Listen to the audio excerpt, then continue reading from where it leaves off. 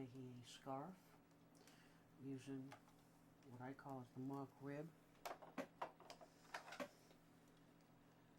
I'm releasing the rows. There's a real pretty burnt orange. I'm making a 6-foot scarf using 2 skeins.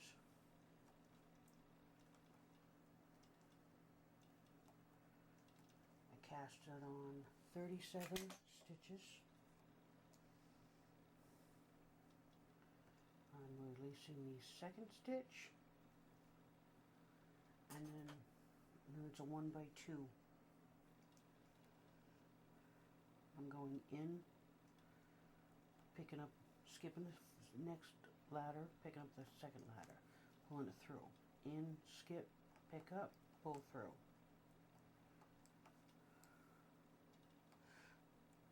Try not to split the stitches as you're doing it.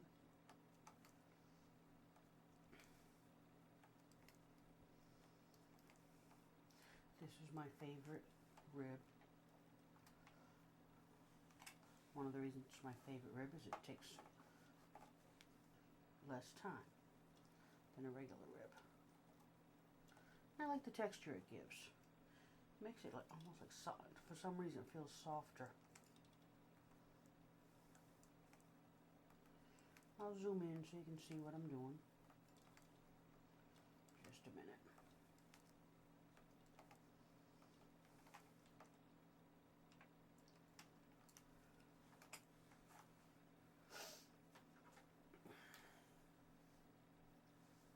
Now I've already pushed the needles forward, so I just have to pull them off, and I'll show you how I do that. I release the stitches, stick my ladder tool into the top stitch. I'm going to hang on. Okay. I'm going to skip this stitch and grab this stitch. Skip this one, grab this one. Skip, grab, skip, grab.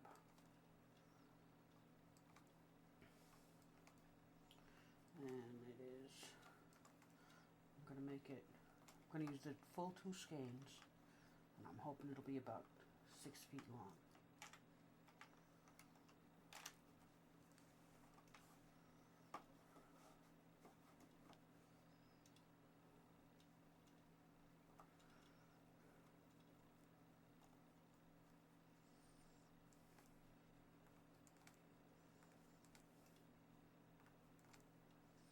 I knit about 20 rows, then I convert them.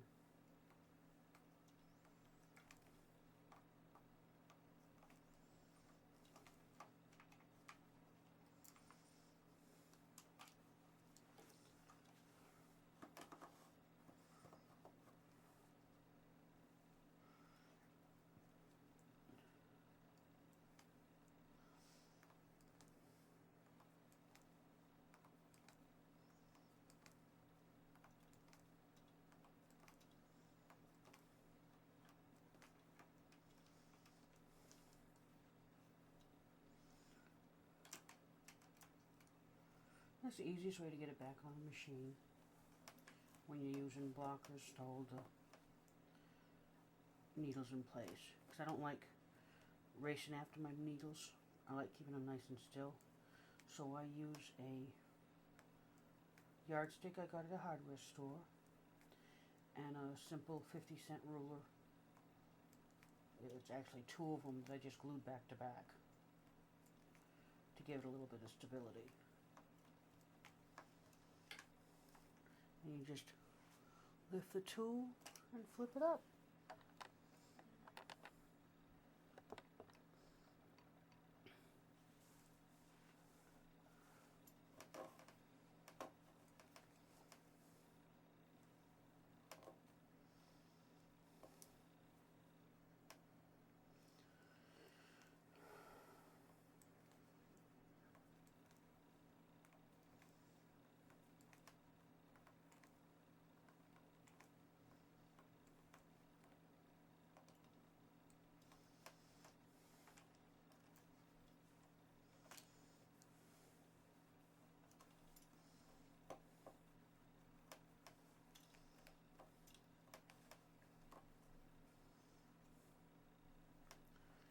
Just separate it any way you can.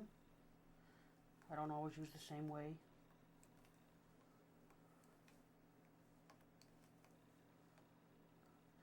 Now, if you're wondering about my latch tool that I'm using, I made this with polymer clay.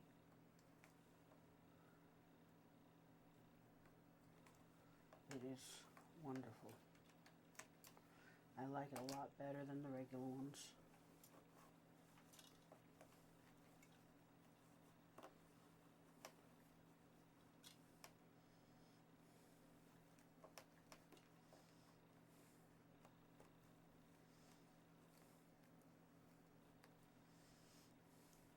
Now what these here are,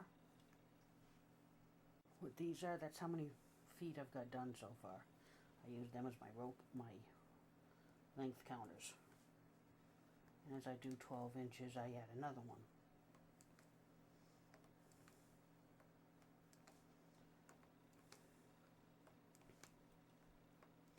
Now if you don't like this particular ribbing method, you could use the regular rib, which is grabbing every ladder and laddering it up.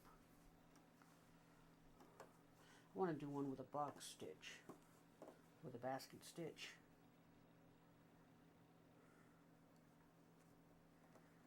I think that would be pretty.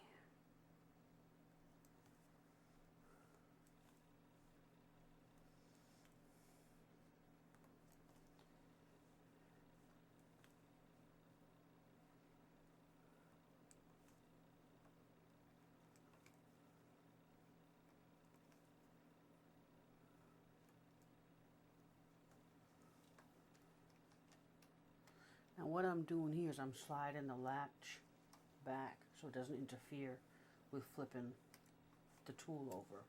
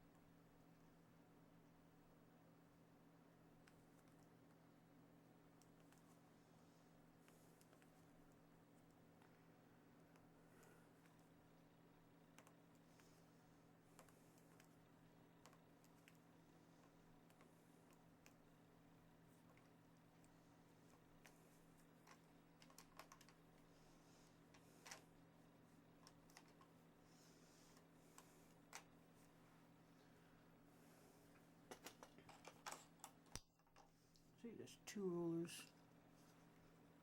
just glued together. It gives it a little extra stability.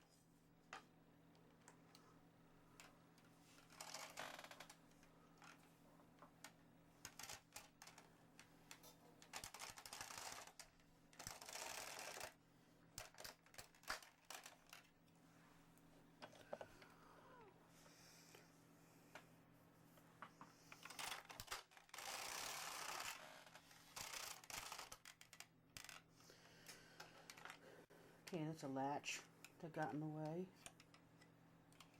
So what I'm doing is I'm taking my latch, the transfer tool, lifting up the latch, lifting the carriage up just a little bit to push the latch back.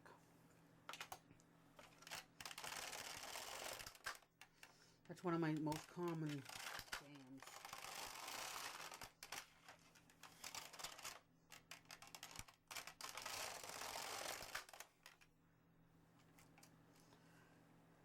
I got a split stitch over here. Just re-stitch it, and you're good to go.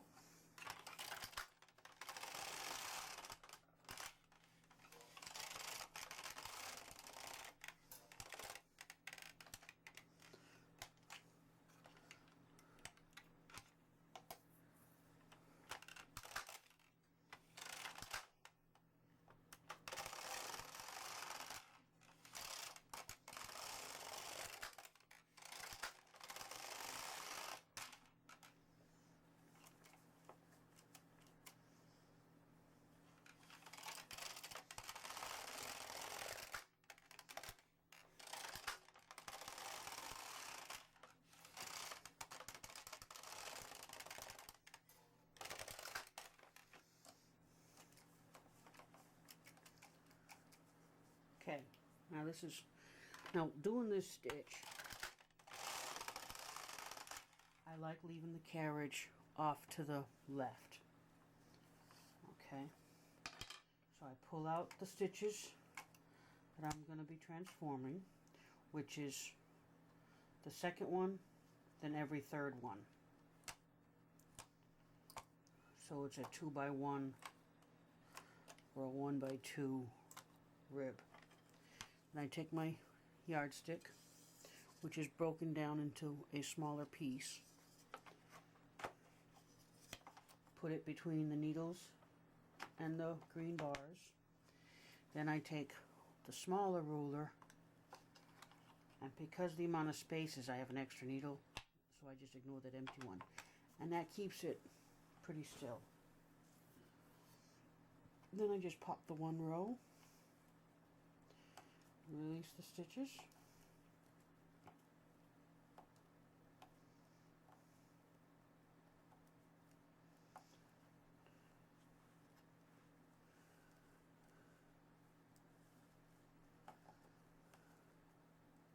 and ladder back up. And this is what I'm working on this week.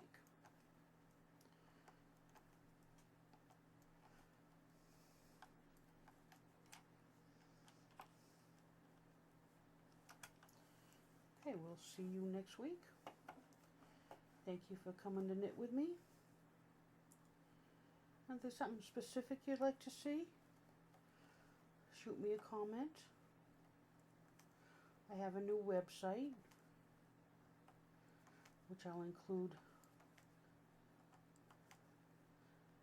It should be right. Okay, now when you do this and you end up with one left, you did something wrong. That's why I always leave my carriage on the right. So go back, it's right there. Okay, so go back to where you should have started. Release it. So I don't do too many at once, because you should end up with no extra at the top.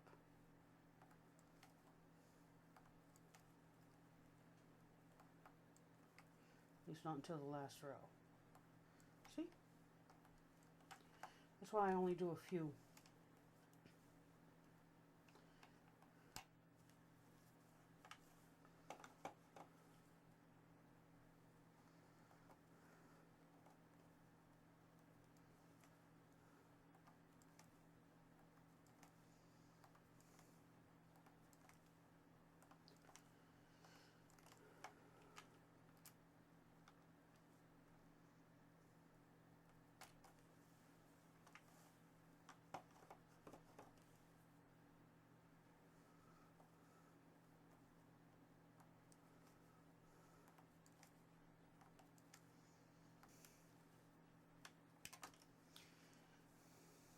When you drop it, just go down below it a little bit, restitch it. It's easier than trying to fight with trying to locate the stitch.